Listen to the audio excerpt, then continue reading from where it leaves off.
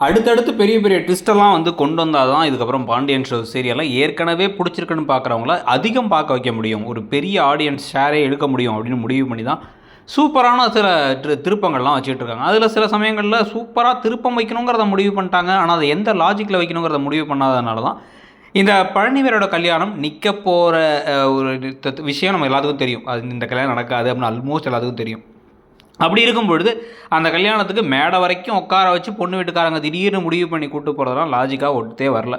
ஆனால் அதுக்கு பிறகு இப்போ இவங்க நினச்ச மாதிரியே வந்து முத்துவேல் சக்திவேல் அவங்க பார்த்த பொண்ணை வந்து கட்டி வச்சுட்டு, இந்த சுகன்யா ஏற்கனவே வந்து 1 மாதம் ஒருத்தரோட வாழ்ந்தாங்க, ஒத்து வராமல் பிரிஞ்சாங்க, 8 வருஷமாக வந்து அதுக்கப்புறம் வந்து அவங்க அம்மா அப்பா வீட்டில் தான் இருக்காங்கிறதெல்லாம் சொல்லி திருப்பி சேர்த்து வைக்க, இவங்க தான் வந்து அந்த ஒரு முதல் கல்யாணம் பிரேக்கப் ஆனதுக்கான காரணம், அது டிவோர்ஸ்க்கான காரணமே இவங்க தான் வந்து மோசமாக நடத்துனாங்க, இல்லை மோசமாக நடந்துக்கிட்டாங்க, இல்லை அவமானப்படுத்தினாங்கன்னு ஏதாச்சும் விஷயங்கள் இருக்குமா, அந்த மாதிரி ஏதாவது திருப்பம் இருக்குமா, இல்லை இவங்க பரிதாபமான ஒரு கேரக்டராக இருந்து இவங்களை வந்து மிரட்டி அந்த எதிர்த்த விட்டு குடும்பம் அங்கேருந்து என் தம்பியை பிரித்து கூட்டுவா அப்படின்னு சொல்லிட்டு அங்கே நிம்மதி இல்லாமல் பண்ணுன்னு சொல்லி அனுப்பிவிட்டுருக்காங்களா அப்படிங்கிறத பார்க்க வேண்டியது இருக்குது. அப்படி இருந்துச்சு அப்படின்னா இன்னமும் கதை ஒரு மாதிரி நெகட்டிவாக போகிறதுக்கான வாய்ப்புகளும் இருக்குது.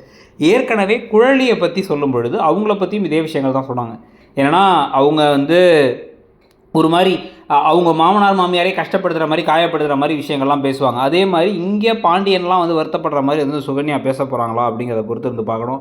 அப்போ அதை பழனிவேல் எப்படி ஹேண்டில் பண்ண போகிறாரு, திருப்பி அவர் வந்து கொஞ்சம் கொஞ்சமாக வந்து அந்த பொண்ணை வந்து நல்லவங்களை ஆக்கிடுவாங்களா, இல்லை ரொம்ப நாளைக்கு அவங்க வில்லியாகவே இருக்க போகிறாங்களா அப்படிங்கிற கேள்விகள் இருக்குது.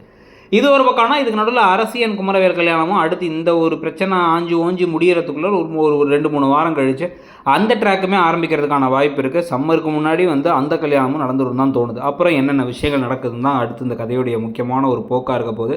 அதை பற்றி நீங்கள் என்ன நினைக்கிறீங்க? பாண்டியன் ஷோ சீரியல் இப்போ எப்படி இருக்குது, இந்த கல்யாணத்தை பற்றி உங்கள் கருத்து என்ன, இப்போதைக்கு நடிக்கிறவங்களில் உங்களுக்கு பிடிச்ச கதாபாத்திரம் என்ன, எந்த ஜோடி உங்களுக்கு பிடிச்சிருக்குங்கிறத சொல்லுங்கள். இடம்பொருள் சேனலையும் சப்ஸ்கிரைப் பண்ணிவிடுங்க. தேங்க்யூ.